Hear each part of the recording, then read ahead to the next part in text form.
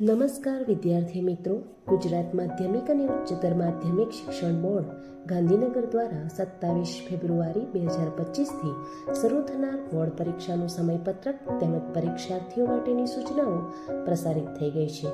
આશા રાખું છું કે આપ સૌએ એ પ્રમાણે તૈયારી પણ શરૂ કરી દીધી હશે અને તે અનુસંધાને આપ સૌ વિદ્યાર્થીઓને વધુ સચોટ માર્ગદર્શન મળી રહે તે માટે ભરૂચ જિલ્લા શિક્ષણ અધિકારી શ્રી સંચાલિત આત્મવિશ્વાસ હેલ્પલાઇનમાં આપ સૌનું હાર્દિક સ્વાગત છે.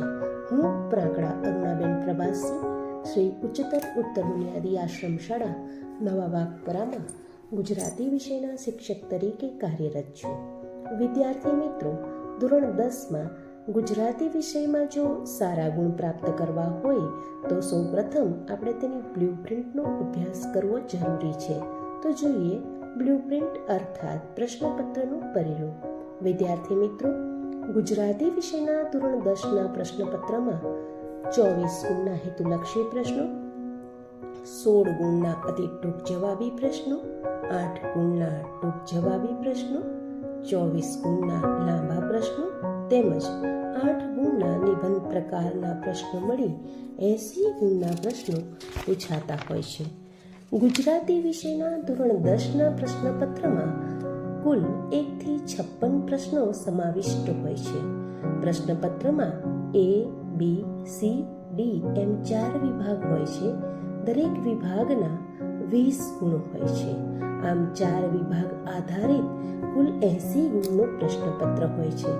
સૌપ્રથમ વિભાગ A ની શરૂઆત કરીએ તો વિભાગ A ગદ્ય આધારિત હોય છે.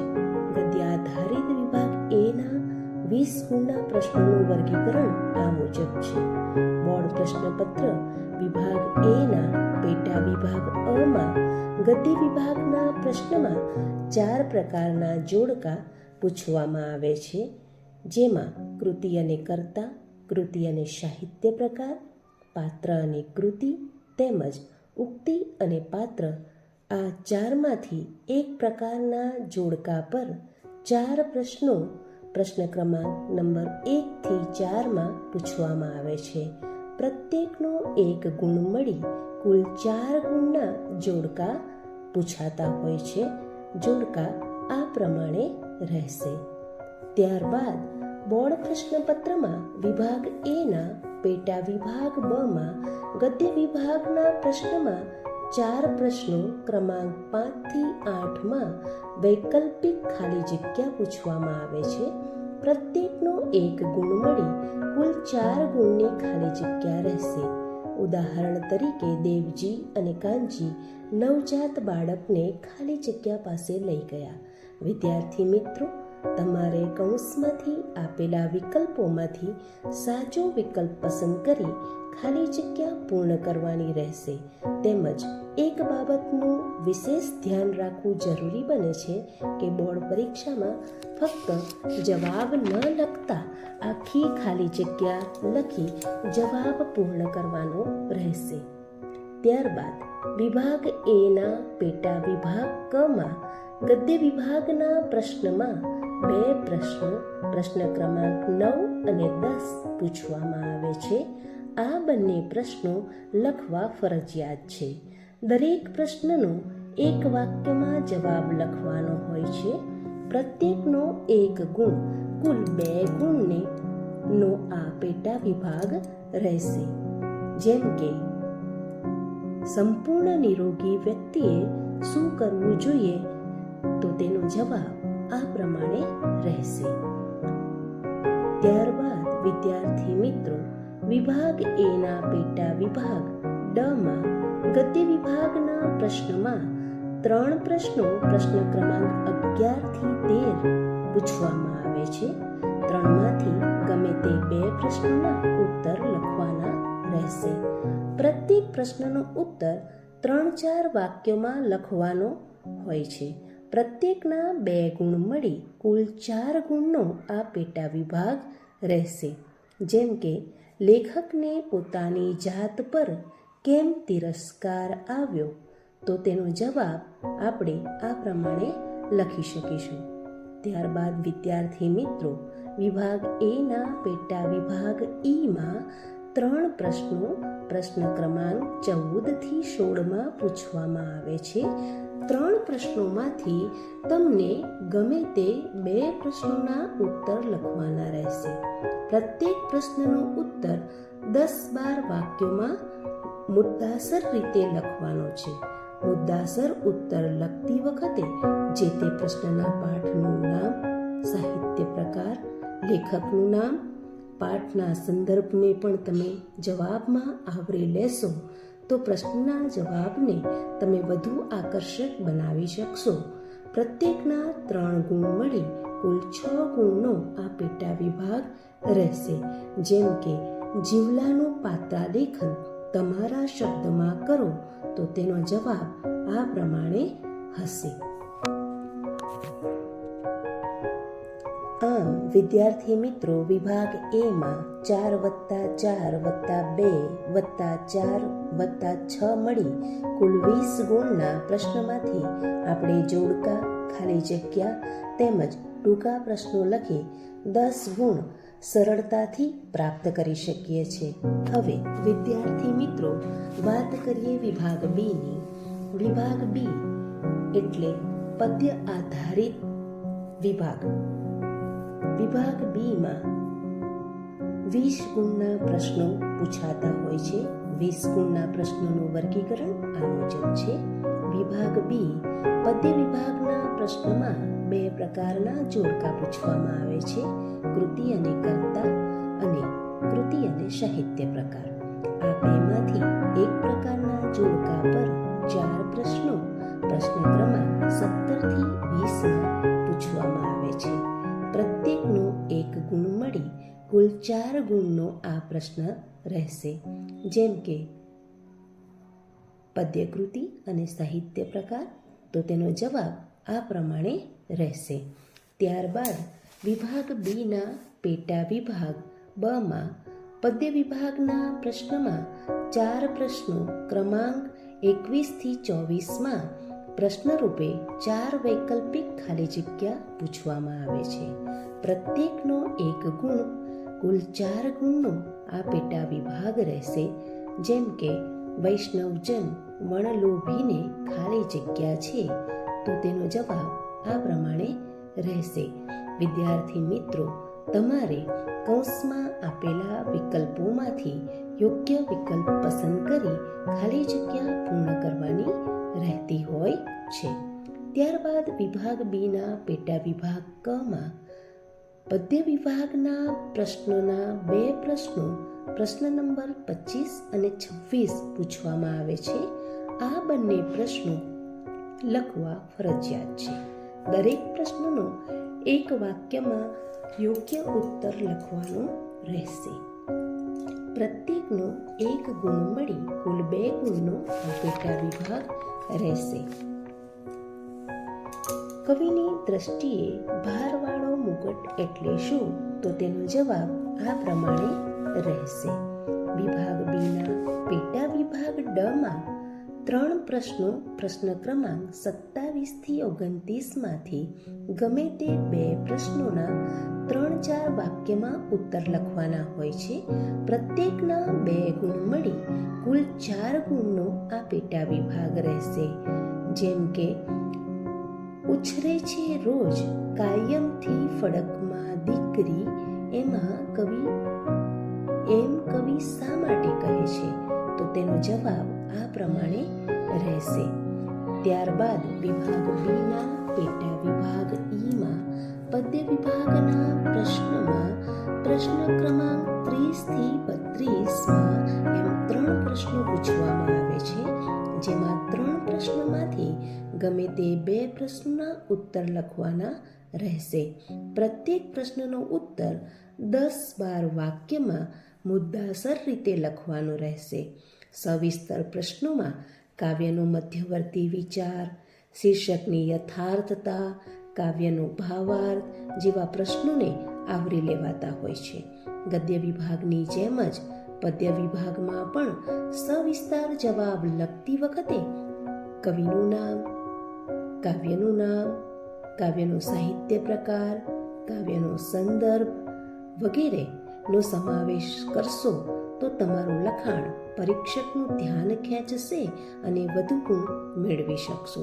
પ્રત્યેકના 3 ગુણ મળી કુલ 6 ગુણનો આ પેટા વિભાગ રહેશે. જેમ કે સારસીના ઉડી જવાથી કવિ પર થયેલી અસર તમારા શબ્દમાં લખો તો તેનો જવાબ આ પ્રમાણે રહેશે.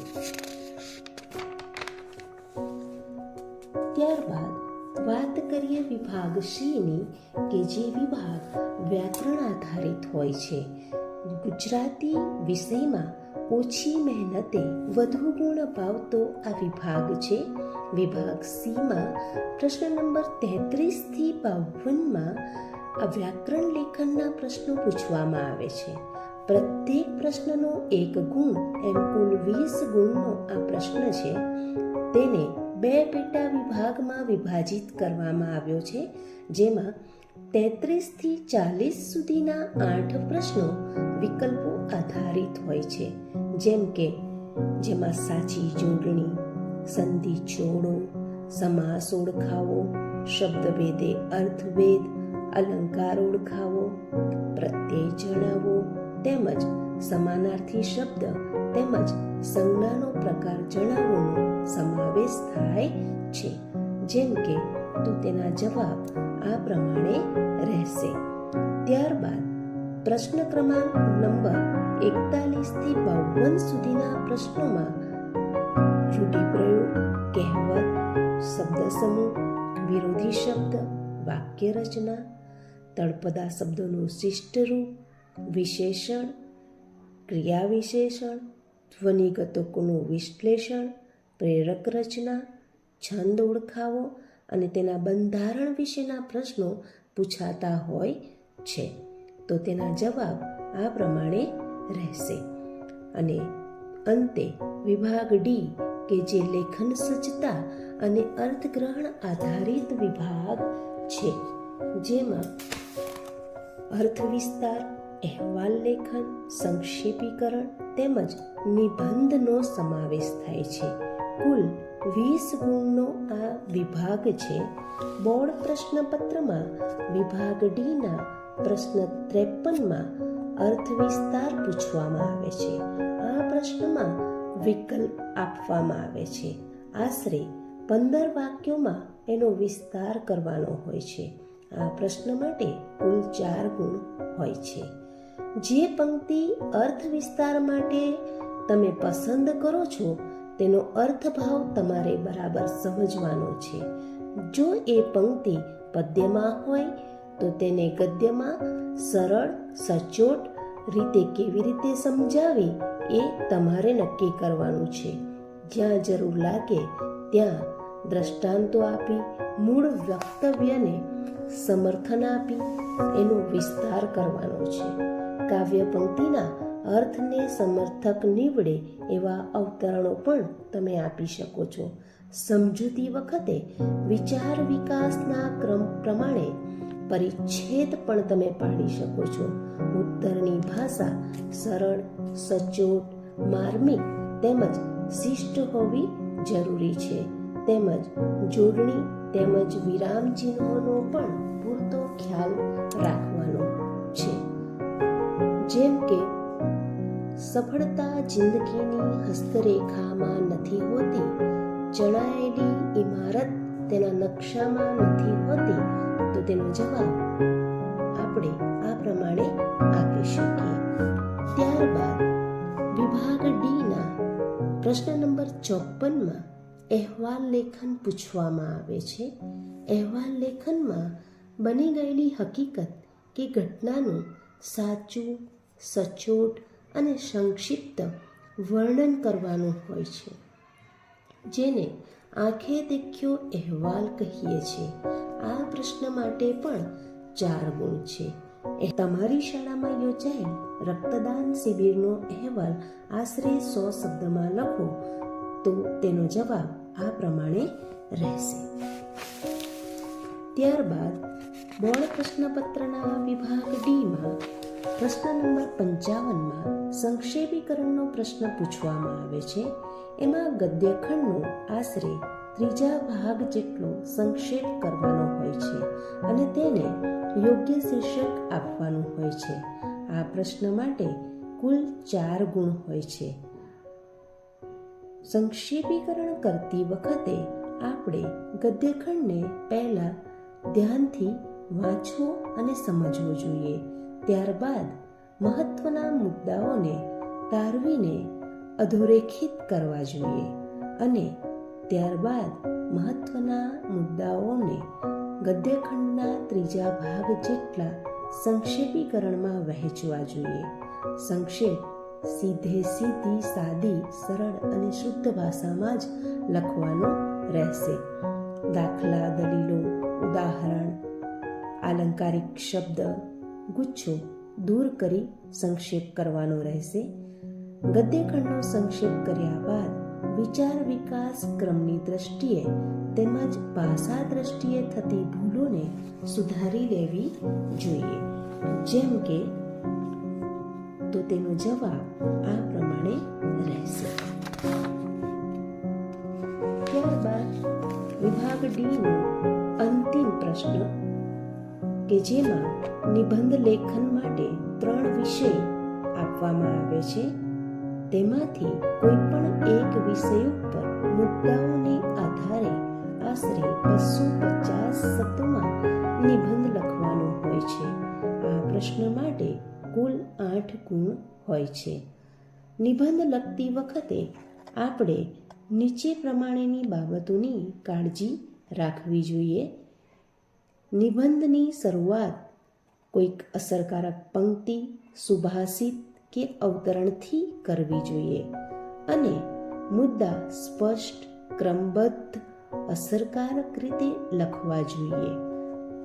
જેમ કે મારું વતન પ્યારું વતન, તેના મુદ્દા, પ્રસ્તાવના, વતનની વિશેષતા, વતન પ્રેમના સ્મરણો અને ઉપસંહાર, તો તેનો જવાબ આ પ્રમાણે આપણે લખી શકીશું. આમ આપણે આજે પ્રશ્નપત્રના 4 વિભાગ વિશે માહિતી મેળવી છે. આશા રાખું છું કે આપ સૌને સમજ પડી જ હશે. વધુ માહિતી માટે પ્રશ્નપત્રનું પરિરૂપ તેમજ મહાવરા માટે પ્રશ્નપત્રનું સોલ્યુશન અહીં મૂકવામાં આવ્યું છે. તે પ્રમાણે આપ પરીક્ષાની તૈયારી કરી શકો છો.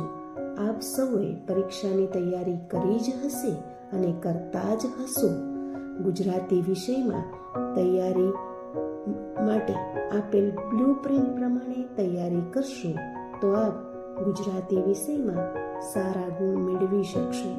ફેબ્રુઆરી 2025ની બોર્ડ પરીક્ષામાં આપ ઝળહળતી સફળતા મેળવી શાળા, સમાજ તેમજ કુટુંબનું નામ રોશન કરો એવી શુભેચ્છા પાઠવું છું.